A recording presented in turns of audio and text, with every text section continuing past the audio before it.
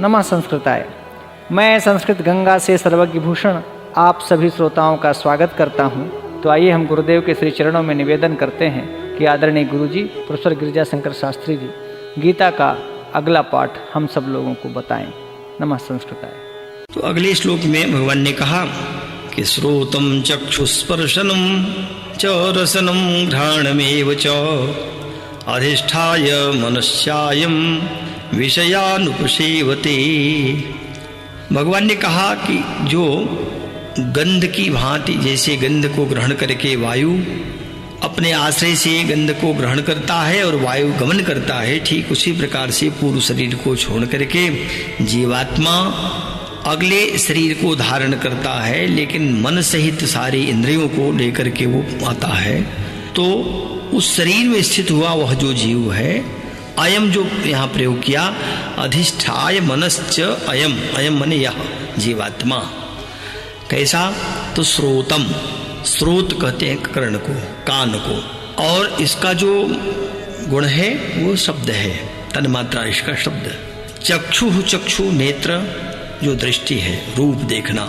च और स्पर्शनम, स्पर्श माने छूना, ये त्वचा को, त्वचा का गुण है, तो त्वचा के द्वारा स्पर्श करना।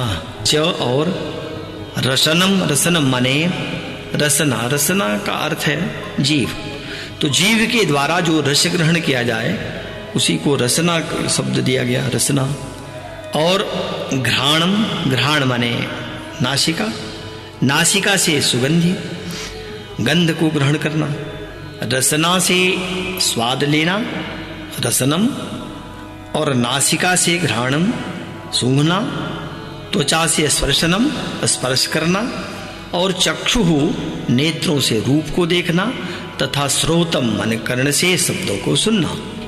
उसी के साथ यह जीवात्मा मनः अधिष्ठाय, मन को आश्रय करके, अर्थात इन सब के संयोग से, सहारे से इनको ग्रहण करता हुआ, एव विषयान उपसेवते, एव मन ही विषयान, विषयों को उपसेवते मन सेवन करता है। विषयों का जो सेवन जीवात्मा करता है वो किसके आश्रय से करता है? तो कहा कि देखिए वह स्रोत कर्ण है। कर्ण एक इंद्रिय है और उस एक इंद्रिय से शब्द को सुन करके भी जीवात्मा प्रसन्न होता है, तो दुख प्राप्त करता है। शब्द में बड़ी सामर्थ्य है, अचिंत्य सामर्थ्य होती है, उसको चिंतन करके नहीं कहा जा सकता। शब्द सुनते ही व्यक्ति बेपर पड़ता है, क्रोध से आग बबूला भी हो जाता अगर उसके प्रतिकूल है।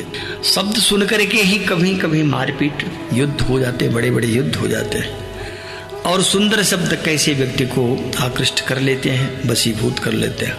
शब्द में मंत्र ही तो है, सर्पादिकों को जो भयंकर विषधर होते हैं उनको भी स्तंभित कर देते हैं, उनके विष को उतार लेते हैं। शब्द ही है मंत्र जिसमें ब्रह्मा विष्णु महेश तक को बुला लेता है शब्द। तो शब्द की महिमा बहुत है, ये व्याप्त है, शब्द आकाशवत है। इसीलिए कहा कि जो शब्द है इसको भी जीवात्मा एक प्रकार से उसके माध्यम से उपभोग कर रहा है, विषय का उपभोग कर रहा है। और कैसे कर रहा है? तो चक्षु, चक्षु माने नेत्र से रूप देख करके, नेत्र का काम है रूप का दर्शन करना। तो नेत्र रूप को दिखाते हैं, दो ही है इस सृष्टि में, नाम रूपे व्याकरवाणी, नाम और रूप। तो रूप तो दिखाई पड़ता है, आकृति जो दिखाई देती है रूप है, और नाम उसका किया गया। तो दो से ही सृष्टि है और तीसरा कुछ भी नहीं है। नाम और रूप अगर हटा दिया जाए तो फिर बचता कुछ नहीं, फिर निराकार ही हो जाता है। तो कहा कि चक्षु माने नेत्र से रूप को देखना, और जो नेत्र से रूप देखा जाता है एक प्रकार से विषय का ये भी उपसेवन है, ये भी भोग कर रहा है। रूप रूपी विषय का सेवन यही जीवात्मा कर रहा है। कहा कि च और स्पर्शनम, त्वचा के द्वारा, त्वचा से स्पर्श बने छू करके स्पर्श करता हुआ सुखों को भोग करता है, यही विषयों का सेवन भी है। और रसनम, रसना के द्वारा, जिह्वा के द्वारा भांति भांति के आस्वादन को ग्रहण करना, यह है रसना का सुख, और यही है रसना का उपभोग, रसना के गुणों का उपभोग। और घ्राणम माने सूंघना, तो सुंदर सुगंध को सूंघना, ये भी तो एक प्रकार से जीवात्मा उसका सुख उठाता है। तो तो कहा कि ये, लेकिन इन सब में कारण बनता है मन। मन माने मन, तो मन को और मन के साथ अब ये पूरे अंतःकरण को कह सकते हैं। माने अंतःकरण को आश्रित करके इन्हीं के सहारे यह जो जीव है इन सारे विषयों का स्वयं सेवन करता है। अब देखें तो जो ये बात कही गई गरुड़ पुराण का वो प्रसिद्ध श्लोक है जिसमें कहा कि कुरंग मातंग पतंग भंग मीना हता पंचभिरेव पंच एक प्रमादी सकथम न हन्यते यह सेवते पंचभिरेव पंच। इसका अर्थ हुआ कि कुरंग माने जो हाथी है, कुरंग माने यहाँ कहते हैं उसको हिरण को, कुरंग माने हिरण, और मातंग माने हाथी, कुरंग मातंग, और पतंग माने पतंगा पतंगे, और भिंग भिंग माने भौरा, और मीना मीन माने मछली। हता ये मारे जाते हैं क्यों? पंचभिरेव पंच, एक एक इंद्री के सेवन में ही इनकी मृत्यु हो जाती है। हिरण शब्द सुनता है, दौड़ता है उसको ग्रहण करने के लिए। शब्द सुन करके चाहे तो किसी प्रकार की ध्वनि सुन रहा हो तो उस ध्वनि को ग्रहण करने के लिए जब दौड़ता है तो व्याध जाल लगाए होता है, उसमें फंस जाता है हिरण।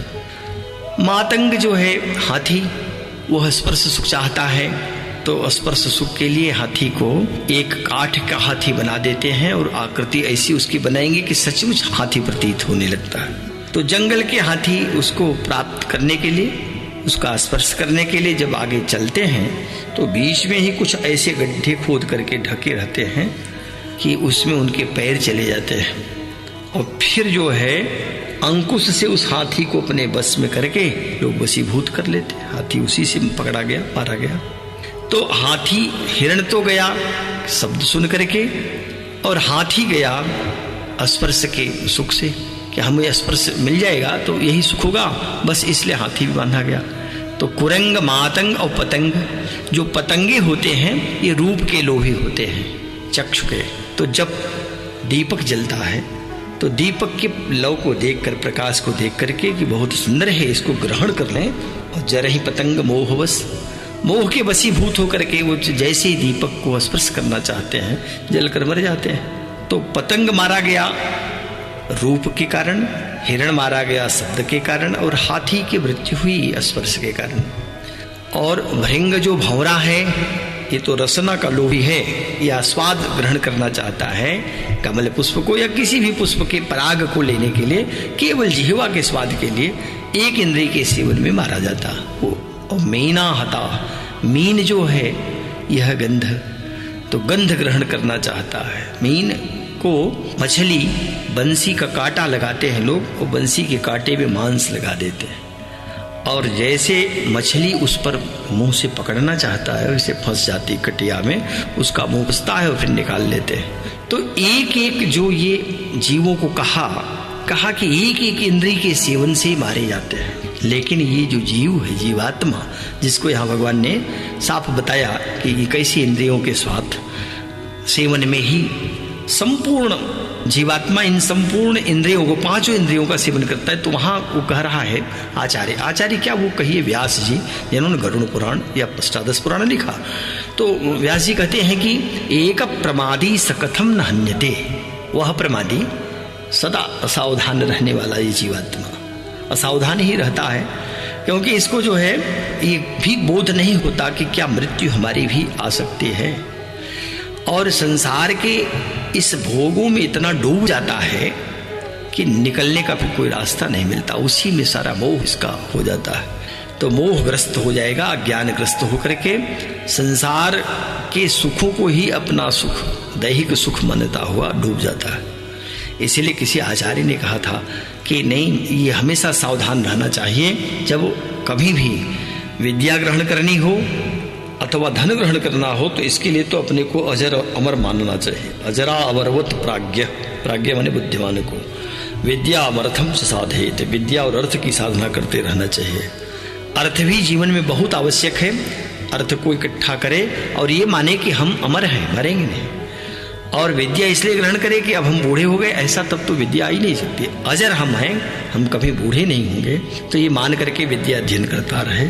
लेकिन फिर बात कह दिया कि लेकिन गृहीत एव केसेषु मृत्यु ना धर्म आचरेत। अभी मृत्यु केस पकड़ने ही वाली है, मानो पकड़ने वाली है, ऐसा मान करके धर्म आचरित, धर्म का आचरण करता रहना चाहिए। तो व्यास जी करें कि एक प्रमादी, कैसा ये प्रमादी जीव है, अकेला ही, सकथम न हन्यते, ये क्यों नहीं मारा जाता। यह सेवते पंचभिरेव पंचः, यह सेवते पंचभी माने यही पंच जो ज्ञानेन्द्रियां हैं, जो यहाँ भगवान ने श्रोतम चक्षु स्पर्शनम रसनम घ्राण में उच्च कहा। तो इन पंच इंद्रियों के द्वारा पांच विषयों को अकेला ही प्रमादी जीव भोग कर रहा है। सकथम न हन्यते, ये क्यों नहीं मारा जाता।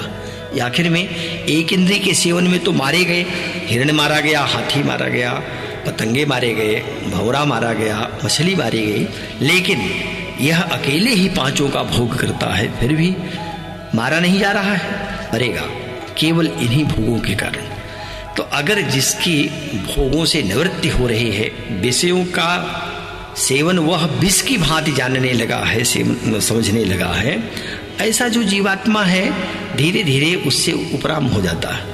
लेकिन भगवान कह रहे हैं कि नहीं, जब एक शरीर छोड़ा दूसरे शरीर में गया तो वहां क्या स्थिति होती है। कहा कि सब में, सभी शरीरों में यह स्थित होता हुआ जो जीव है, श्रोतम कान के विषयों को, चक्षु नेत्र के विषय को, और स्पर्शनम त्वचा के विषय को, तथा रसनम रसना के विषय को, एवं घ्राणम घ्राण और मनः मन को अधिष्ठाय आश्रय करके इन्हीं के अवलंबन से, इन्हीं के सहारे से वह विषयों का सेवन करता रहता है।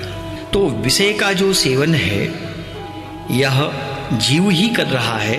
ये तो जो प्रसिद्ध मंत्र ऋग्वेद में भी है और बृहदारण्यक का है, जिसमें कहा कि ये जीव भोग कर रहा है। और इसी के साथ जो इसका दूसरा सहचर है, जिसको आप आत्मा ही कहें, वह केवल देख रहा, अनसनन अन्यो अभिचाक सीति। लेकिन ये जीव चूंकि भोग करता रहता है, इसलिए कभी फिर इसके निवृत्ति नहीं होती, कभी भी इसका मोक्ष, इसको नहीं, मुक्ति नहीं मिल पाती, मोक्ष का अधिकारी नहीं हो पाता, क्योंकि ये सदैव अपने इन्हीं ज्ञानेंद्रियों को मन के साथ ही आकर्षण करके चल रहे हैं। जब ये जीवात्मा छोड़ेगा शरीर को तो मनः षष्ठानि इंद्रियाणि प्रकृति स्थानि कर्षति। एक शरीर छूटा दूसरे में गया तो कम से कम ये सब छूट जाना चाहिए था। यही मन बुद्धि चित्त हम छूट गए होते, लेकिन वो तो छूटने वाले नहीं है। वो इंद्रियों को भी घसीट ले रहे हैं। कर्षति बने वही घसीटना, आकर्षित कर लेना। तो इंद्रियों को भी आकर्षित किया, मन को भी आकर्षित, अंतःकरण को किया। फिर यही जीव एक शरीर छोड़ करके दूसरे शरीर में गया, और जब दूसरे शरीर में जाता है तो वहां भी अकेले ही इन पंच विषयों को, स्रोत के विषय को, चक्षु के विषय को, स्पर्शन के विषय को, रसन के विषय को, और घ्राण नासिका के विषय को अर्थात सूंघना, तो इन सब को मनश्चायम, अयम अयम माने अयम जीवात्मा, और मनः अधिष्ठाय, मन को जब कह दिया तो मन से ये तीन और का संकेत हो गया, मन बुद्धि चित्त अहम। ये चार पंच कर्मेंद्रिय, पंच ज्ञानेन्द्रिय और पंच प्राण। तो मन सहित जो तीन हैं, ये चार कुल हो गए, इनको अंतःकरण चतुष्टय कहते हैं। ये एक कला है। साथ में जो ये पंच कर्मेंद्रिय हैं, पंच कर्मेंद्रिय पाणिपाद पायु उपस्थ वाक और पंच ज्ञानेन्द्रिय हैं। अब इनके साथ पंच प्राण, प्राण अपान व्यान उदान समान। तो इन सब को वो एक साथ ग्रहण कर लेता है, आकर्षित कर लेता है, खींच लेता है। जीव आत्मा ही खींचता है, खींच करके पुनः अन्य लोकांतर में अपने कर्मानुसार कभी स्वर्ग का कभी नरक का भोग करता हुआ पुनः जब शरीर धारण करेगा तो उस शरीर में कैसे आ रहा है, तो कहा कि इन्हीं इंद्रियों के साथ जो पूर्व से उसके चले आ रहे हैं, उन्हीं अंतःकरण के साथ जो दूसरी शरीर धारण करेगा, वहां भी ये इन्हीं विषयों को, ज्ञानेंद्रियों के ही विषयों को भोगता रहता है, उनका सेवन करता है। एव हे और अधिष्ठाय, एव अधिष्ठाय माने इनका आश्रय ग्रहण करके, इन्हीं के सहारे से, इनका अवलंबन लेकर के विषयान उपसेवते, विषयों का सेवन करता है। अगले श्लोक में पुनः भगवान ने कहा उस स्थिति में फिर क्या होता है उस जीव का, तो का उत्क्रामंतम स्थितम वापि भुंजानम वा गुणान्वितम विमूढ़ा नानुपश्यन्ति पश्यन्ति ज्ञान चक्षुषः। का उत्क्रामंतम माने शरीर छोड़कर जाते हुए जीव का। उत्क्रामंत क्रमण करना, क्रम कहते ही है, क्रम धातु है, क्रम माने गमन। तो क्रम धातु क्रमति रूप चलता है, परस्मैपदी धातु है, तो क्रमति क्रमतः क्रमंति ऐसे ही है, इसकी रूप चलेगा। तो क्रम का भी अर्थ है गमन करना। तो यह उत्क्रामंति तो ऊपर गमन करता हुआ माने शरीर छोड़ करके जाते हुए का, वह माने अथवा स्थितम स्थित शरीर में स्थित हुए का। एक शरीर छोड़ा ऊपर गया, पुनः दूसरी शरीर धारण किया, तो शरीर में स्थित हुए का। भुंजानम का अर्थ है विषयों को भोगते हुए का। ये सब सत्य प्रत्यांत रूप है, विषयों को भोगते हुए का। वा अथवा गुणान्वितम माने तीनों गुणों से युक्त हुए का। गुणान्वित यहाँ सभी गुण आए और तीन ही गुण है सत्व रजतम। तो गुणों से युक्त हुए को अपि माने भी, विमूढ़ा माने अज्ञानी जन, जो मूर्ख जन है उनको मूढ़ कहते हैं। विमूढ़ माने विशेष मूर्ख जन, अज्ञानी जन न अनुपश्यन्ति नहीं जानते हैं। वह केवल ज्ञान चक्षुष, ज्ञान रूपी नेत्र वाले, जो ज्ञान नेत्र किसका है तो माने ज्ञानी लोग, ज्ञानी जन को ही ज्ञान रूप नेत्र वाला कहा जाता है। ज्ञान एवं चक्षुष, ज्ञान ही है चक्षु। चक्षु माने दृष्टि, चक्षु माने नेत्र, वही दृष्टि। तो देखने के जो ढंग है सबके भिन्न भिन्न है। कैसे देखा जाता है, उल्लू पक्षी तो दिन में भी सूर्य को नहीं देख पाता, और कौवा रात्रि में उस अंधा हो जाता है, बंदर भी रात्रि में बिल्कुल अधिक नहीं देख पाते। तो कहा कि जो देखना है वो कैसे, राजा लोग कैसे देखते हैं, तो राजा हमेशा चार माने गुप्तचरों से देखता है, क्योंकि राजा सब जगह तो पहुंचेगा नहीं। चार ही पश्यन्ति राजानम, राजा लोग चार माने गुप्तचरों से देखते हैं। और शास्त्र ही पश्यन्ति पंडिता, पंडिता माने ज्ञानी जन, बुद्धिमान जन, वो शास्त्र से ही देख लेते हैं, शास्त्र ही उनकी दृष्टि हो जाती है। गावः पश्यन्ति गंधेन, जो गाय हैं वो गंध से देख लेते हैं, क्योंकि गंध से सूंघ करके वो समझ जाते हैं कि कहाँ बढ़िया घास है, चारा है, वहाँ पहुँच जाते हैं। लेकिन चक्षुभ्याम इतरे जना, बाकी लोग तो नेत्र से ही देखते हैं।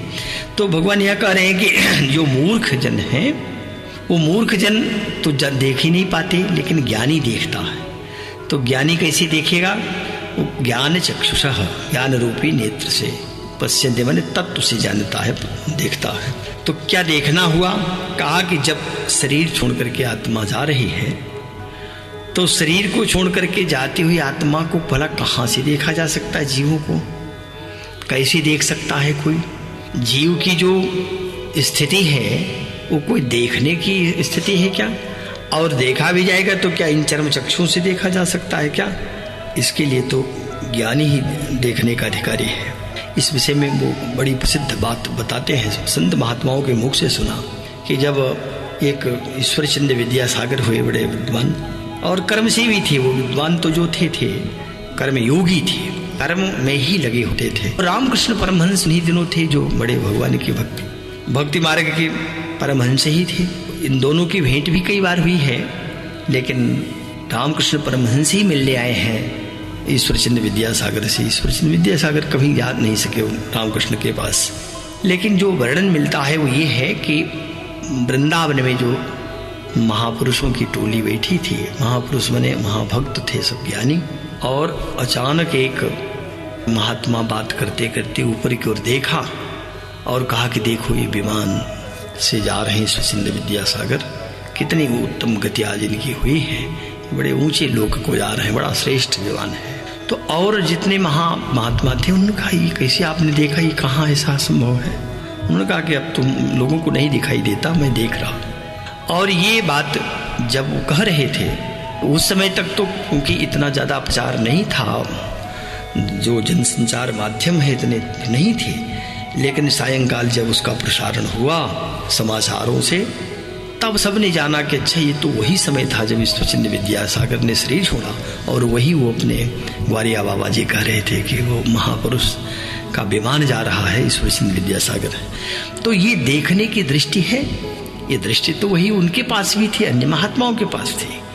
भगवान कह रहे हैं कि जब एक शरीर छोड़ करके दूसरे शरीर में ये आत्मा जा रहा है, जीवात्मा जब चलता है, तो उत्क्रामंतम माने शरीर छोड़कर जाते हुए का, और स्थितम अथवा जब स्थित भी है, तो जैसे जितने भी लोग मिलते हैं तो शरीर पर ही दृष्टि जाती है। शरीर सुंदर है कि कुरूप है, शरीर इसका कैसा है, मोटा है, पतला है, कमजोर है, बीमार है अथवा स्वस्थ है, तो शरीर को देख करके लोग अनुमान करते हैं, लेकिन शरीर में स्थित उस जीवात्मा को, उस परमात्मा को लोग नहीं देखना जानते या देख ही नहीं पाते, ये कहा जाए तो कह रहे कि उस स्थितम माने शरीर में स्थित हुए जीव को, अथवा भुंजानम विषयों का भोग करते हुए इस जीव को, अथवा गुणान्वितम तीनों गुणों से युक्त हुए इस जीवात्मा को भी विमूढ़ा न अनुपश्यन्ति, अनुपश्यन्ति माने देखते हुए भी नहीं देख पाते। कौन? विमूढ़ा माने अज्ञानी जन।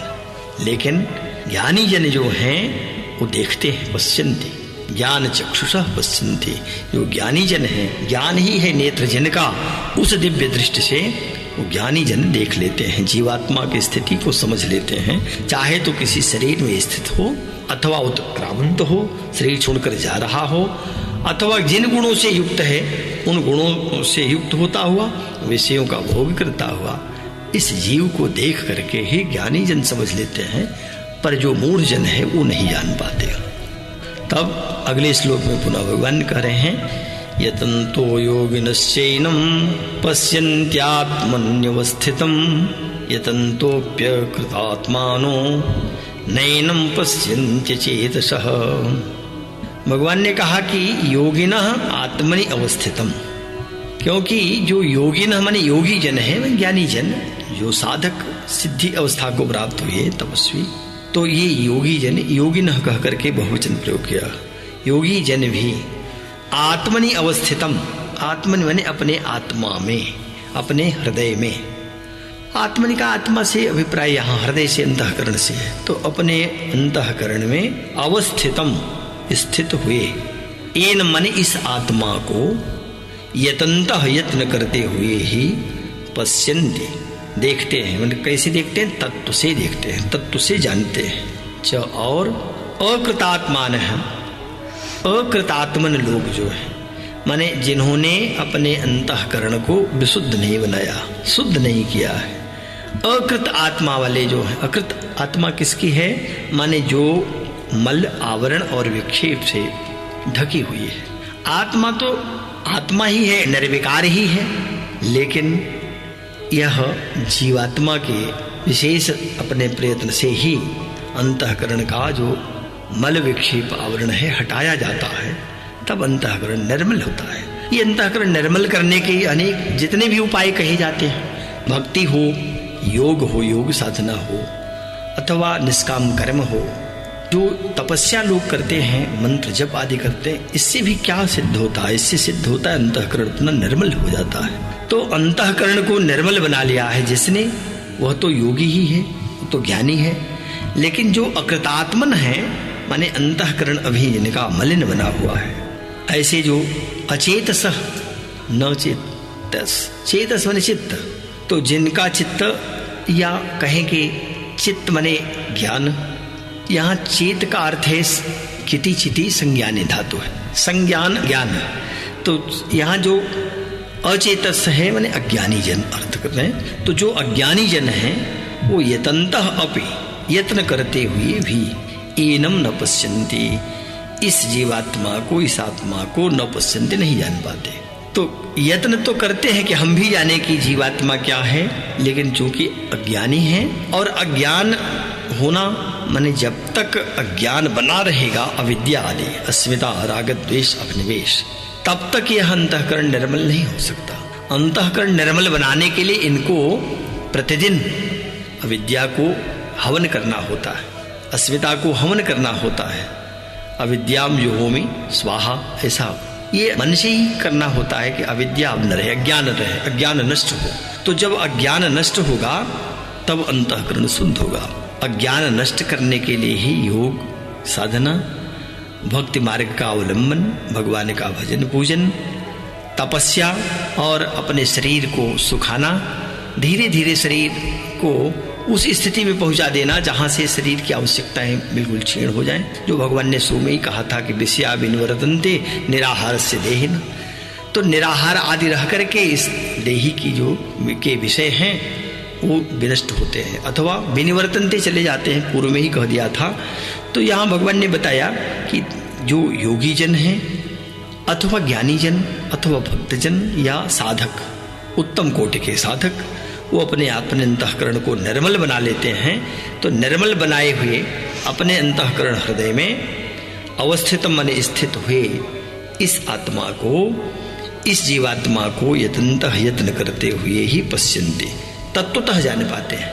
तत्व से जानना और ऐसे जानना तो जैसे शब्दों में सुनकर के किसी ने जान लिया कि अंतःकरण में आत्मा है, यह जानना हुआ।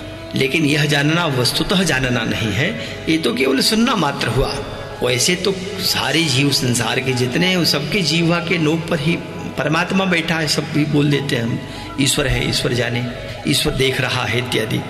तो ईश्वर देख रहा है, ईश्वर है, पर हमारा कार्य तो हमारे ढंग से ही होगा, हम अपने ढंग से ही चलेंगे, भले ईश्वर देख रहा है। भगवान ने 14 चरों को लगा करके जीवात्मा को प्रतिक्षण उसका निरीक्षण किया, करते रहते हैं। और ईश्वर कहीं भिन्न तो है नहीं, इस चराचर जगत से बाहर कहीं बैठा नहीं। ऐसा भी नहीं कि किसी एक लोक में बैठा ईश्वर और ये जीव जो है वो अलग है। तो ईश्वर तो सर्वत्र सभी जगह, उसी के लिए बता दिया था कि अपाणिबाध जवनुग्रहीता, ये अपाणिबाध होता हुआ भी, अथवा जो गोस्वामी जी ने कर बिनु करम करे बिन नाना, तो बिना हाथ के ही बिनु पग चले सुनई बिनु नाद इत्यादि कहा था। पूर्व में भगवान ने भी यहाँ बता दिया है कि यह जो जीव है, 13वें अध्याय में इसका विस्तार से वर्णन आया है कि परमात्मा तो सदैव सब जगह विद्यमान है, उसके बिना कोई एक भी स्थल ऐसा नहीं है तो उससे रहित हो। तो वह सर्वत्र व्याप्त है, देख रहा है। लेकिन जो जिनका अंतःकरण निर्मल हो जाता है, चाहे त्याग करें, तपस्या करें, योग करें, वेदांत श्रवण करें, अथवा जो है भक्ति के माध्यम से, निष्काम कर्म के माध्यम से जब अपना अंतःकरण निर्मल कर लेते हैं, तब इसी विशुद्ध अंतःकरण में उस परमात्मा का जो एक प्रकार से प्रकाश है वो प्रकाशित होने लगता है।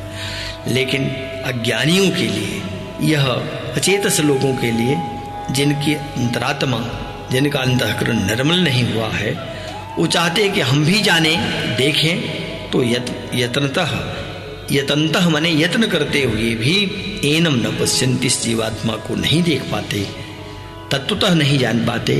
लेकिन जो योगी जन हैं, जो ज्ञानी जन हैं, जो तपस्वी हैं, वो अपने अंतःकरण में ही, कहीं बाहर नहीं, दूर नहीं, इसलिए वो देखने के लिए ध्यान करते हैं। ध्यान करने वाला आंख बंद करता है, और आंख जब बंद किया तो संसार का जो बाह्य रूप है वो छिप जाना चाहिए। अगर बाहर का जो संसार है यही आंख बंद करके दिखाई पड़ रहा हो तो क्या आंख का बंद करना हुआ? फिर तो वो आंख बंद करना माने वो इस प्रकार से हो गया कि ठीक है हम आंख नहीं है, लेकिन तब भी संसार दिखाई दे रहा। तो संसार अंदर नहीं दिखाई देना चाहिए। ऐसा ध्यान करके ईश्वर को देखते हैं, ईश्वर को देखते हैं, जीवात्मा को देखते हैं, आत्मा को देखते हैं। जो भी कहें वो ज्ञानी जन ही होते हैं। लेकिन वो ज्ञानी जन अपने अंतरात्मा को, अपने अंतःकरण को निर्मल बना लेते हैं। निर्मल बना करके प्रयत्न पूर्वक तत्व से इस आत्मा को देख लेते हैं, जान लेते हैं। लेकिन जिन अज्ञानियों का, जिन मूर्खों का अंतःकरण ही निर्मल नहीं हुआ, अंतःकरण में गंदगी बनी हुई है, वो उसी अपने पुत्र में, दारा में, पति में अथवा गृह आदि संपत्तियों में ही डूबे हुए हैं, आकंठ निमग्न है। ऐसे मूर्खों के हृदय में कभी भी वह जीवात्मा दिखाई नहीं पड़ता। देख करके भी देख नहीं पाते, वो जान नहीं पाते कि अपना स्वरूप कैसा है। इनकी स्वरूप स्थिति कभी भी नहीं हो पाती। स्वरूप स्थिति बनाने के लिए अंतःकरण को निर्मल करना पड़ता है। तो ये इस श्लोक के माध्यम से भगवान ने बताया कि कैसे ज्ञानी लोग तो आत्मा को देख लेते हैं, पर अज्ञानी अंतःकरण निर्मल न होने से उस चिदाभास, उस परब्रह्म परमात्मा को, चिदानंद परमात्मा को वो अपने अंतःकरण में देख नहीं पाते। पुनः अगले श्लोक में भगवान ने कहा, यदादित्यगतं तेजो जगद्भासयतेऽखिलं यच्चन्द्रमसि यच्चाग्नौ तत्तेजो विद्धि मामकम्। भगवान ने कहा कि और हे अर्जुन, यत तेजः आदित्यगतम, जो तेज आदित्य बने सूर्य में स्थित हुआ है। आदित्य नाम सूर्य का है और ये अदिति के ज्येष्ठ पुत्र हैं, इसलिए आदित्य कहा। अदिते पुमान इति आदित्य। तो अब इनके साथ अन्य सारे देवता हैं, पर अन्य देवता सब इनसे कनिष्ठ हैं, श्रेष्ठ बड़े तो ये आदित्य ही है। तो सूर्य में प्रकाश विशेष करके है, लेकिन जो प्रकाश है, जो तेज है, भगवान कह रहे हैं यद आदित्यगतम तेजो, यत तेज आदित्यगतम, जो तेज सूर्य में स्थित हुआ। अखिलम माने संपूर्ण, जगत भासेते, संपूर्ण जगत को भासित कर रहा है, प्रकाशित करता है। च और यत चंद्रमसी, और चंद्रमसी भासेते, अथवा यत तेजः चंद्रमसी, जो तेज चंद्रमा में स्थित है। यत अग्नौ, और जो तेज अग्नि में स्थित है। तत् मामकम तेजः विद्धि, भगवान कह रहे हैं उसको तू मेरा ही तेज जानो। तो भगवान की जो विभूतियां हैं, उस विभूति में परम विभूति जो भगवान का कह रहे हैं कि तेज है। अच्छा, देवता को भी यहाँ अब वो जीव तृण से लेकर के ब्रह्मा पर्यंत सबको जीव कोटि में ही माना, और सब में जो प्रकाश आता है, सबकी जो आत्मा है वो कौन है, तो कहा कि वो तो मैं ही हूँ। पूर्व में भी बताया था, 10वें 11वें में अपनी विभूति की चर्चा किया है 10वें अध्याय में। यहाँ भगवान कह रहे हैं कि आदित्यगत जो तेज है, और जो चंद्रगत तेज है, जो अग्निगत तेज है, जिनसे ये जगत भासयते अखिलम, संपूर्ण जगत भासित हो रहा है। तो अब देखें, इस जगत में, ब्रह्मांड में सूर्य की ही किरणों से सभी को प्रकाश मिल रहा है। सूर्य तो स्वयं प्रकाशित हो रहा है, लेकिन सूर्य के प्रकाश से जगत प्रकाशित हो रहा है। तो इसीलिए सूर्य का को कहते हैं कि त्रैलोक्य दीपक, ये त्रैलोक्य के दीपक है। छोटा दीपक जलाकर एक कमरे का अंधकार दूर किया जा सकता है, लेकिन जो सूर्य का प्रकाश है, सूर्य का तेज है, वो सबको प्रकाशित कर रहा है। जगत भासयते अखिलम जगत भासयते, जो संपूर्ण जगत को प्रकाशित कर रहा है। वह तेज सूर्य में कहाँ से आया, किसका तेज है? तो भगवान ने कहा कि तत् तेजः मामकम विद्धि, उस तेज को मेरा ही समझो। सूर्य के प्रकाश से चंद्रमा प्रकाशित है, तो चंद्रमा में भी लेकिन तेज है। कहाँ से आया? सूर्य के प्रकाश से ही आया। चंद्रमा में आह्लादकता ये कहाँ से आई?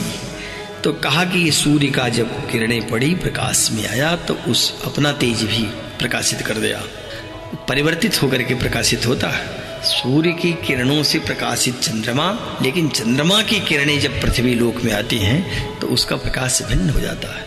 वो ज्योत्सना चंद्रमा की, वो चांदनी, वो आह्लाद देती है, सुख देती है। तो कहा कि जो चंद्रमा का भी प्रकाश है, जो चंद्रमा का भी तेज है, अग्नौयत तेज, और अग्नि में जो तेज है, अग्नि में भी दाहिका शक्ति है, अग्नि में जलाने की सामर्थ्य तो है। इसीलिए जो वर्णन आता है कि जब कभी एक बार असुरों पर विजय प्राप्त कर लिया देवताओं ने, तो देवताओं ने अपनी एक मीटिंग की, सब मंडलीक बैठे और अपने अपने बल की प्रशंसा करने लगे कि मैंने कैसे उस असुर का वध किया, ये मेरा बल, मेरा बल। तो अपने बल की प्रशंसा कर रहे थे। उसी समय सभी देवताओं ने एक दूसरी दूर से देखा कि बहुत बड़ा तेज एक प्रकट हुआ और सबकी आंखें चकाचौंध हो गई। कहा कि अरे ये प्रकाश तो हम लोगों के भी आंखों को चकाचौंध कर रहा है, पता करो कौन है। तो सबसे पहले अग्नि को ही भेजा कि आप देख आइए। तो जब अग्नि गए उस तेज के पास में, तेज ने पूछा कि आप कौन हैं? अग्नि ने कहा कि मैं देवताओं में श्रेष्ठ अग्नि हूँ, क्या कार्य है आपका? कहा मैं किसी को भी जला सकता। तो उस तेज ने कहा कि तृण एक आगे बढ़ाते हुए रखा, कहा इस तृण को जलाकर दिखाओ। अग्नि ने बहुत यत्न किया, लेकिन वो तृण ही नहीं जला सके। फिर कहते हैं कि इसी क्रम में वायु देवता गए, और उनके सामने भी उसी प्रकार से प्रश्न किया और तृण रखकर कहा इसको उड़ाओ। वायु उस तृण को नहीं उड़ा सके। और जब सारे देवता जाते थे लौट कर नहीं आ रहे तो इंद्र को लगा कि मैं खुद चल करके देखूं आखिर में वो कौन तेज है, सब जाते लौट नहीं रहे। इंद्र जब जाते हैं तो अदृश्य हो जाता। तब इंद्र ने वहां एक हेमवती देवी है उससे पूछते हैं कि ये कौन? का यही है जिसके प्रकाश से, जिसके बल से, लेस मात्र बल से आप लोग बलवान बने हुए हैं, उसके बल को नहीं जानते। उसके समक्ष अग्नि वायु आदि आपके सारे देवता हतप्रभ हो गए, नतमस्तक हो गए, तृण को भी नहीं जला सका, उड़ा सके। तो इंद्र को तब बोध होता है कि अच्छा, असुरों का वस्तुतः जो वध किया वो वध करने में इन्हीं का, उसी परमात्मा का हाथ है। हम लोग इसको मिथ्या अभिमान पाल रहे हैं। तो भगवान ने कह दिया कि हमारी विभूति ही समझो, ये जो मेरा तेज है सूर्य में भी दिखाई दे रहा है। इसलिए सूर्य मंडल का जब ध्यान किया जाता है तो उस सूर्य मंडल में बैठे हुए नारायण का ही ध्यान किया जाता है। ध्येय सदा सवृति मंडल मध्यवर्ती नारायण सरसिजासन सन्निविष्ट। तो सरसिजासन सन्निविष्ट नारायण, नारायण ही उस सूर्य मंडल में कमल पर विराजमान है। तो चींटी से लेकर ब्रह्मा पर्यंत सब में जो बल है, जो तेज है, वो कौन है? कहा कि परमात्मा। कहते हो मेरा ही जानो। इसलिए आदित्यगत तेज को, जो संपूर्ण जगत को प्रकाशित कर रहा है, और चंद्रमसी जो चंद्रगत तेज है, और यह चाग्नव और जो अग्निगत तेज है, तत्सर्वम उन सबको, तत् तेज मामकम विद्धि, उस तेज को मेरा ही जानो। तो भगवान इसके बाद पुनः कह रहे हैं अगले श्लोक में कहा कि गामाविश्य च भूतानि धारयाम्यमोजसा उष्णामि चौषधी सर्वाः सोमो भूत्वा रसात्मकः। सोमो भूत्वा रसात्मकः, सोम तत्व और अग्नि तत्व दो ही तत्व ऐसे हैं जिससे पूरी सृष्टि चल रही है। अग्नि सोमात्मकम जगते, जगत ही है जो अग्नि सोमात्मक है। अग्नि माने एक प्रकार से कहें तो जो कठोरता है वह अग्नि, और जो कोमलता है वो सोम। सोम रस, यद्यपि जो स्नेह है इस सृष्टि में, जो चिकनापन है, उसमें भी जो विद्यमान सोम तत्व, तो सोम के द्वारा ये जगत धारण किया जा रहा है। तो कहा कि कौन है? तो यहां भगवान कह रहे हैं अहम माने मैं ही। गाम आविश्य, गाम माने इंद्रियों में भी कह सकते हैं, क्यों ऋषि तो है, ऋषिकेश है। और गो के कई अर्थ होते हैं, तो एक गो का अर्थ पृथ्वी, पृथ्वी में अथवा इंद्रियों में आविश्य प्रवेश करके। तो यहां पृथ्वी ही अर्थ करना ज्यादा ठीक है, क्योंकि गो का अर्थ गाय भी है, गो का अर्थ इंद्रिय भी है, गो का अर्थ पृथ्वी भी है, और गो माने आकाश को भी कहते हैं, गोचर वही से बनता है। तो कहा इस पृथ्वी में प्रवेश करके भगवान करे मैं ही इस गाम आविश्य पृथ्वी में प्रवेश करके ओजसा, ओजस के द्वारा, ओजस माने अपनी शक्ति के द्वारा, तेज के द्वारा, भूतानि धारयामि, संपूर्ण भूतों को धारण करता हूं। जितने भूत हैं, भूत माने प्राणी, भवन्तीति भूतानि, संपूर्ण भूत संपूर्ण प्राणी, इनको मैं ही धारण करता हूं। तो पृथ्वी को ही तो पहले धारण किया, क्योंकि पृथ्वी जो है यह इस अंतरिक्ष में किसी आश्रय से नहीं, किसी अवलंबन के बिना, कोई इसको सहारा नहीं है, और आकाश मार्ग में स्वयं भ्रमण कर रही है, अंतरिक्ष चल रही है। जैसे पृथ्वी पर बैठ करके आकाश में दिखाई पड़ने वाले तारे, ये सब गतिमान हैं, तो ऐसे पृथ्वी भी गतिमान है, लेकिन इसका आश्रय क्या है, किस पर टिकी है, इसका मूल क्या है? तो यद्यपि पुराणों ने जो भिन्न भिन्न बातें कही कि कोई कहता है कि शेषनाग के फण पर है, कोई कहता है कि कच्छप ने पीठ लगाया है, कोई कहता है दिग्गज धारण कर रहे हैं, तो ये सब बातें जो भी हैं उसका अर्थ यही है कि वो भगवान ही इसको धारण कर रहे हैं। और ये तो बात यहीं से पुष्ट हो गई। वेद मंत्र में भी बात भगवान ने कहा कि सदाधार पृथ्वी द्यामुतेवम, ऋषि देखता है मंत्र को, मंत्र दृष्टा ऋषि कह रहा है कि सदाधार पृथ्वी, वही पृथ्वी को धारण किया। और जो ज्योतिष का एक प्रसिद्ध ग्रंथ है सूर्य सिद्धांत, उसमें तो यही कहा है कि ये जो पृथ्वी है ब्रह्म की धारणात्मिका शक्ति से ही अंतरिक्ष में टिके हुए है। तो कुल मिलाकर के अर्थ इतना ही है कि यहाँ गीता में तो भगवान ने स्पष्ट ही कह दिया कि मैं ही इस पृथ्वी में प्रविष्ट होकर के इसको धारण कर रहा हूँ। तो किससे? अपने शक्ति से, अपने ही ओज से भूतानी और संपूर्ण प्राणियों को भी धारण करता हूँ। और रसात्मक, रसात्मक का अर्थ है रस स्वरूप अर्थात अमृतमय। सोम चंद्रमा, सोम तत्व भी है, सोम माने चंद्रमा।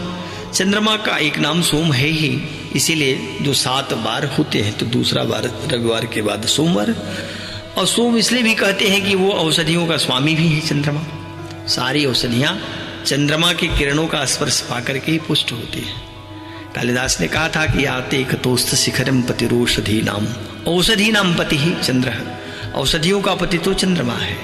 भगवान करें वो सोम जो चंद्रमा है वो कौन है? तो कहा कि मैं ही रसात्मक अमृत में चंद्रमा बन करके सर्वाह औषधि पुष्णा में संपूर्ण औषधियों को पुष्ट करता हूँ। वनस्पतियों को, ये औषधियाँ क्या है और वनस्पति क्या है? ये है तो एक ही, वो जो पौधे होते हैं, जो फसल होते हैं, लेकिन सूक्ष्म जो भेद है यही है कि औषध्य फल पाक्रांता। औषधि कहते ही हैं जो फल दे करके फिर भी नष्ट हो जाते हैं, जैसे गेहूँ, जौ, चना, ये एक बार उगे और इसमें अन्न आया, औषधि आई और पके तो फल दे करके, अन्न दे करके ये सब भी नष्ट होते हैं।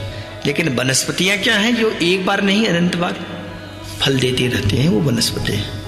ये अंतर क्या है? तो जितनी भी वनस्पतियाँ हैं, जितनी औषधियाँ, इन सबको पुष्ट सूर्य से तो पुष्ट हो रहे हैं, क्योंकि जगत ही अग्नि सोमात्मक है और सूर्य ही अग्नि प्रधान है। उसकी किरणें दे ही रही, जीवन दान कर रही हैं, आत्मा ही है वो। लेकिन सोम तत्व की अगर प्राप्ति न हो तो औषधि झुलस जाए, विनष्ट हो जाए, नष्ट हो जाए। इसीलिए भगवान कहते हैं कि मैं स्वयं गाम आविष्ट पृथ्वी में प्रवेश करके ओजसा अपनी शक्ति से भूतानि धारयामि, संपूर्ण भूतों को, संपूर्ण प्राणियों को धारण करता हूँ।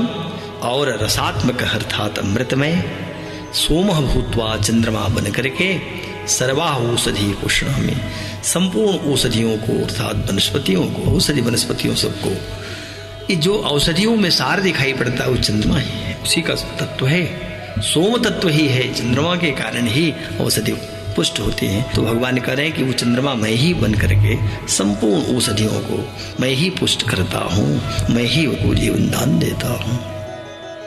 तो आज का पाठ यहीं पर समाप्त होता है। अगले पाठ के साथ, गीता के अगले अध्याय के साथ गुरुजी फिर उपस्थित होंगे। तब तक के लिए नमः संस्कृताय।